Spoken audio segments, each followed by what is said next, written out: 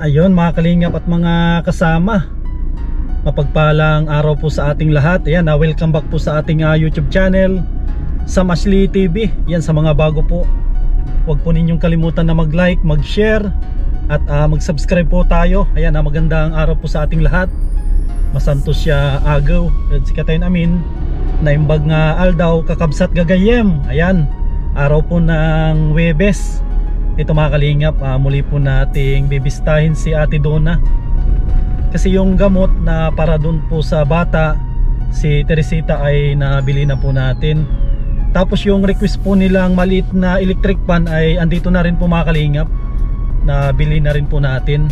Kahit medyo alanganin na yung oras, pupuntahan na pa rin natin sila para maibigay po natin yung gamot, kasi yun po yung pinaka-importante, yung bata ay makapag-umpisa na po na makapaggamot para yung kanyang iniinda ay medyo maibsan na po.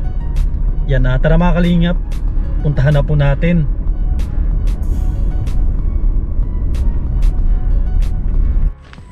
Ayan mga kalingap, andito na po tayo kina Ate Donna.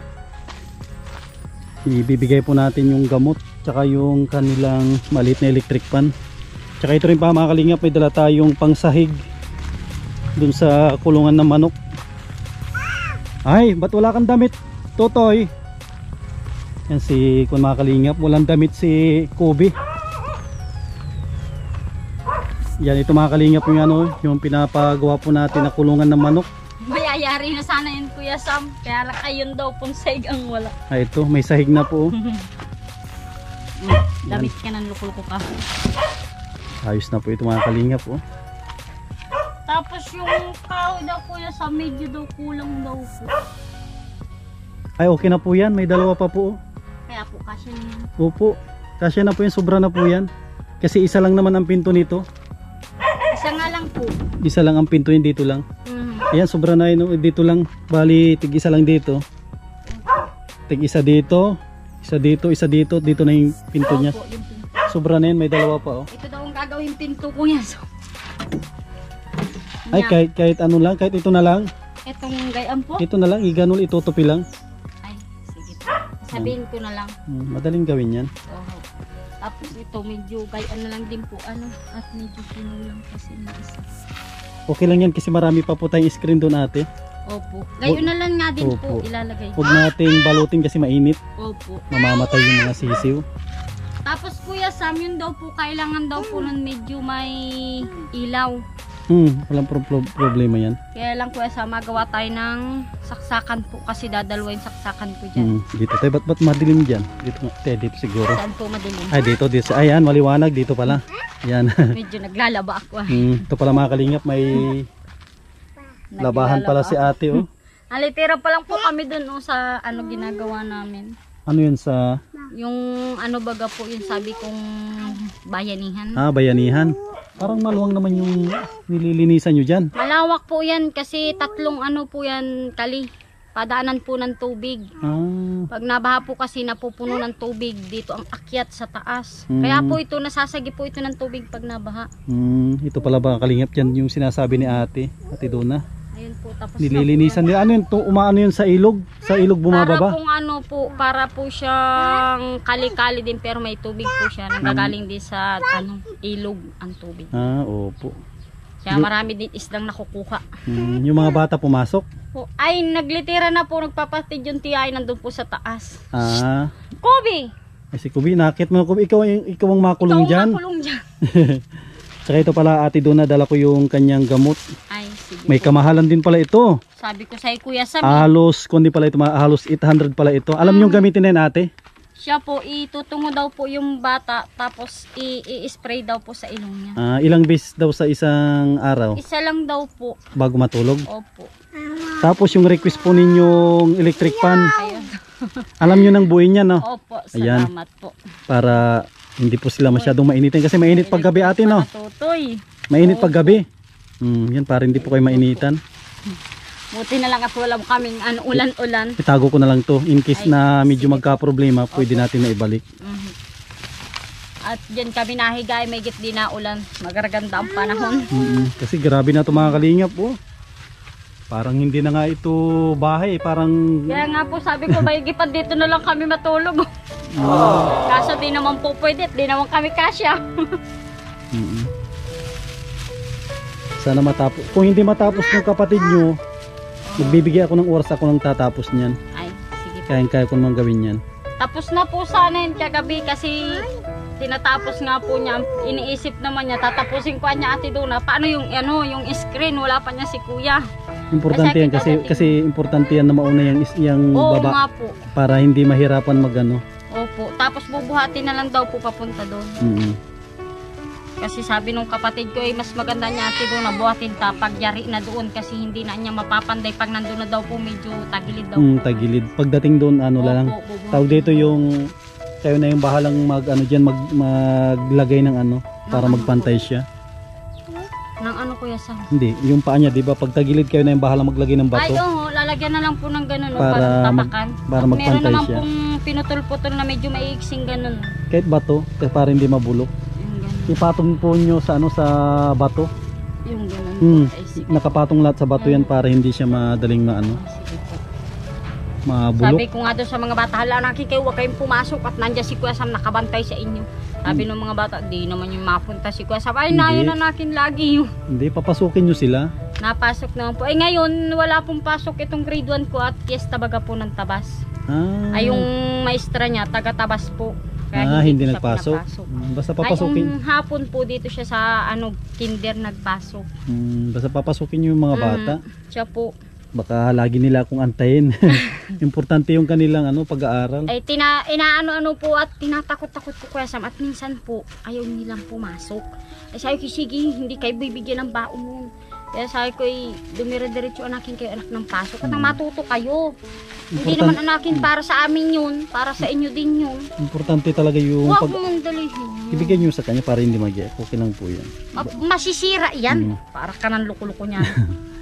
Basta pangaralan nyo lagi na kasi school lang yan, di ba? Siya po, opo. Tignan po. Kaso doon na po siya sa taas. Nag-aaral? Opo, yung grade 1 po kasi sabi ko nga ni dapat anakin at maliliit dito sila sa baba. Oo. Ay, ang naroon po doon yung grade 1, grade 4, tapos yung grade 2 lugod, nandito sa baba. Baliktad po ang nangyari. Kaya sabi ko dapat anakin yung grade 1 dito sa baba. Kaya sabi nung anak kong bunso, yung lalagyan ko niyan, Mama, sabihin mo nga kay Kuya Sam, bila naman ako kahit yung maliit-liit na tubig. Kawawa naman kami, wala kaming inuman. Inuman? Ay sige, matingin ako bukas. Wala daw po siyang inuman. Lahat sila na tatlo? Ang layo po kasi ng tubig. Dito pa po sila nainom sa bahay. Ay sige. Ay sabi ko, tatanungin ko nakin si Kuya Sam kung pwede. Ibibilang ko sila ng inuman nila para may bitbitin po sila. Ang hirap niya mama nang walang tubig. Bababa, akyat pa kami. Sabi, ayan na. Ibigay nyo lang po kunin nyo na lang yung electric fan, bigyan nyo sa kanya yung yan para hindi niya sa iyo. Para hindi niya laruin yung yan, laruin niya yan. Yan ang sa iyo. Kasi baka masira yung electric fan mo. Mawawalan kang panpan. Wala kang electric fan, Kobe, kapag nasira yan. Panpan pa naman ang tawag po niyan. Mama, panpan na ako. Sabi ko, wala ka ng panpan. Sabi ko ganyan. Dito sa barangay nyo ate, kayo lang ba yung ganito talaga na sirang-sira yung bahay? Opo. Pero nakita na nila, alam na rin ni Kapitan to, di ba? Opo. Ay sabi naman daw ni Kapitan, pagbibigyan kita niya hanggang December. At sabi ko nga ni, paano niyang kap, wala pa anakin ako maipatayo, di naman anakin ako makapagkurti at di naman anakin mga bata ko, sino babantay, lalo na anakin ito, may pasok na mga eskwela ko. Paano na anakin ako, hindi na ako makakaahon. Ay sige po para ang tabayan ka namin hanggang December. Sabi po ganun. Dapat pinakita nyo yung bahay nyo sana. Ay alam naman po at inano po yan at nakakuha kami ng tig-1,000 noon yung maano nga po yan, matastas po yan. Sabi ay tig-1,500 ay 1,000 lang nakuha namin. Sabi ko maiging tulong na din. At naibili ko naman anakin ng bigas. Kaya lang po anakin, talagang wala pa ako anakin talagang magkukurti. Kasi grabe na tong bahay nyo. Kasi kasi malapit na yung tag-ulan talaga, pag bumuhos na yung tuloy-tuloy ang ulan, baka hindi nyo na po ito matirahan yung bahay nyo. Wala naman kayong iba atang pwedeng lipatan. Ay wala po. Sa magulang po ninyo wala din. Ay mahirap po, hindi po ako sanay makipisan. Ayaw yung Ayaw ko po mahirap din, di ba? Maano, kahit po solo ako talaga noon. Kahit iniiwanan talaga ako, hindi ako nakikipisan. Ayaw nyo kasi medyo, lalo may anak kayong mga maliliit. Ay syempre po, di mo maiiwasan na makulit. magsaway. Makulit. Ay yung kapatid kong lalaki, ayaw pa naman na maingay, makulit. Ay laging may tama yung mga anak ko. Kaya sabi ko, tsatsagaan ko na itong bahay ko kahit di yan. Kumbaga ayaw nyong makikundi sa magulang, no? Kasi dito ay, kahit sabihin natin na giba-giba ito, mayroon kang, kumbaga mayroon kang privacy na magawa yung gusto mo. Opo. Kasi po lalo na po pag ano, hindi mo maiiwasan. Siyempre, pag may trabaho sila, gigising ka po ng maaga. Kasi po, tatrabaho sila, di siyempre kung sasaraduhan yung bahay, di talagang babangon ka ng maaga. Kaya maigi pa po yung nasa sariling bahay mo, talagang kusa kang mabangon. Kahit anong oras, pwede kang bumangon, sabi ko. Kasi ngayon, hindi nyo pa naramdam yung kuwan na itong bahay nyo. Pero pag may malakas na hangin, tsaka ulan, takot na po ako baka niyan. hindi nyo na alam kung paano kayo dyan matutulog. Minsan nga po, sabi ng mga bata ko, Mama, paano tayo pag nag-ulan tapos may hangin pa? Sabi ganyan ng mga anak ko, ay bahala na anak ko, titingin ta kung saan tayo tutulog. Sabi ko ganyan. At kita mo mama, wala na tayong haligi sa, lalo na po yan yung eskwela ko yung grade 1. Mama, paano na tayo pag nag-iba yung bahay ta? Ay sabi ko, wala tayong magagawa kung hindi anakin mangurti ng babahayin. Sabi ko ganun. Dito na pala si Tresito. Ning, may gamot ka na dito. Marami po yung tanong. Ning, halika dito, may gamot ka na Ate, yung gamot mo ate. Binibigyan na ni Kuya Ayun na. Yung gamot mo daw. Halika dito Ning, mag-bless ka kay Kuya Sam. Mag-bless ka daw. Yan, para kaawaan ka lagi ng Diyos. Sabi mo ito na. Electric pan mo. Sinabi ko na yung sabi mong tubigan. Pagdaan daw ni Kuya Sam. Yan. Ay, laging may check ang papel niyan. Mama, tingnan mo mama papel ko. Check ako lagi. Sabi sa akin. Ay, sabi ko yung maganda yan. Lagi kang may check ma'am. Sabi daw pati ni ma'am, very good ako. Ay, ngayon, nagulay ako Kuya Sam ng sardinas. Ang bangot. Yung ano baga po, ugob. Nagulay ako 2 peraso. Sarap baga mama ng gulay mo. Ang galing na anak niyo. Tinago niya na sa ano. Sa Durabox po. Ang galing niya, no? Ano yung sino po yan sa kanya. Marunong na rin. Hindi katulad nung 2 kong eskwela, naroon ang bag, nakatapon yung bag niya, nakasabi. Ang galing. Halika dito, Neng. Tanungin kita dito sa ano. Halika dito, Neng. Tawag ka ni Kuya Sam. Saglit lang, may sabi lang si Kuya Sam sa'yo. Dali, tawag ka. Hindi ka pa nagduksok lang. Yan. Ano yung masasabi mo dyan sa bahay nyo, Neng? Ano daw sasabihin mo? Yung masasabi mo dyan sa bahay nyo, sira-sira na. Ano yung gusto mong sabihin kay Kuya Sam? Ano daw gusto mong sabihin kay Kuya Sam? Aneng? Anong gusto mong sabihin kay Kuya Sam dyan sa bahay nyo? Sa akin. Aneng, anong gusto mong gawin natin dyan sa bahay nyo? Dali na, sabihin mo na. Aneng? May ubo-ubo pa siya, no? Yun nga ni pong inireseta sa amin na hindi po sa kanya hiyang. Kasi po ang binibili ko din lagi yung Sambutamol. Tapos meron siyang, ano ba yun? Wala naman siyang hika, di ba? Ayun na nga po meron. Ay, may hika-hika din siya. Kaya siya ay may paracetamol. Ay, may Sambutamol. Tapos yung yung baga pong, ano ba yun? Amoxis, Ambroxol. Pero yan talaga ang nireseta ng doktor talaga? Oo, sa kanya, kaya lang hindi naman po hiyang yung lagundi baga po. Pero yung gamot na binili ko ay painom po ninyo para makaumpisa na rin po siya? Hindi po iinumin. Ilagay sa ilong pala. Ilagay pala sa ilong. Kaya ka nagkataon ay hindi po iniinom. Asan na si Neng? Tawag ka na ko, hanapin yung suklay. Nayan na ako sa sahig. Ay, masuklay siya. Suklay po yun at naglabar. Sabi ko yung maglabar na. Ang duminadat ng ko ay ang dumi. Kasi itong bahay nyo kasi mahirap nang ipa-repair to. Yun nga po ang sabi ni mama. Sabi ni mama, paano ka anya dyan, sabi mo anya ibibilang ka anya ni Kuya Sam mo ng mga kahoy. Opo. Paano mo anya yung naakyat ay giba na nga anya yung haligi mo. Opo, napaisip din ako na mahirap nang reparin to. Opo. Kasi kung na po tumakalinga po, paano natin to po re-reparin? Yun nga po. Siguro mas maigi, mas magandang magtayo ka na kahit malit lang na bahay-bahay kaysa reparin po siya, no? Kasi mahirap Kahit siyang... ganito lang sana o basta okay siya. Dito kasi ito kasi sabi nyo lupa na ito, hindi na pwedeng magtirik dito. Opo. Kasi po Naineng may-ari, Oo. sabi nga po sa amin ay kung kailan daw ako mapagawa ng bahay. Sabi ko hindi ko pa po anakin alam kasi wala pa sa akin nag-aano ng pabahay. Kung sakali na matirik lang tayo ng maliit sana, doon sa taas na, hindi na dito, di ba? Opo. Kung sakaling may matulong. Opo. Kasi gusto ko rin naman po kahit baga po yun ay walang titulo kasi po bigay ng gobyerno. Hindi na yung babawin. Ngayon po hindi naman yun sila nagtitutulo. Ang problema lang po naman nun, hindi mo siya pwedeng ipagbili. Talagang sarili mo po. Sarili mo talaga. Kasi natakot po sila nung magbigayan po dyan ng ibang lote kasi yung iba po talagang ibinenta nila. Paano nila nabenta? Walang titulo? Ayun nga po ang pinagtataka ng gobyerno. Binenta ng may nagbenta ng 5,000. Ano lang pala yun? Parang mga... Mura lang yun talaga. Kumbaga para lang... Kumbaga yung rights lang. Opo. Kunwari, ikaw mayroong ka lupa doon, bibigyan ka 5,000, ako na yung may-ari ng ano mo lote. Ganun po. Parang ganun. Opo. Wala nang titulo, wala nang permahan. Walang permahan. Ganun. Kasi mura lang naman, 5,000. Ganun na nga po ang nangyayari. Ano? Kaya kung sakali man atin na may matulong, kahit sabihin natin kubo-kubo lang, doon na. Opo. Kaya sabihin natin na pawid lang ang dingding, pawid lang ang bubong, importante doon na lang natin itirik sa taas. Opo. Kung may sakali man na may matulong.